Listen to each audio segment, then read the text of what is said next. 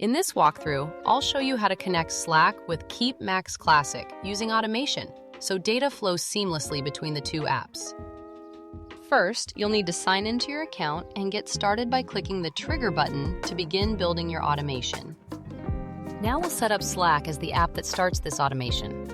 Just search for it in the app directory and select it.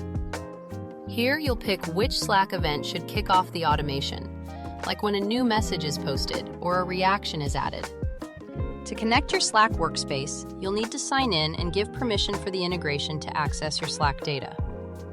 Let's verify the connection is working properly by testing the trigger, which will fetch some real data from your Slack account. With the trigger configured, it's time to add Keap as the destination where your Slack data will be sent.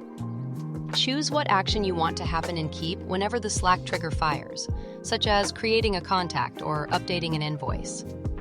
You'll see a permission screen where you need to click Allow so that Keap can communicate with your automation. Just like with Slack, you'll authenticate your Keap account by logging in and authorizing the connection.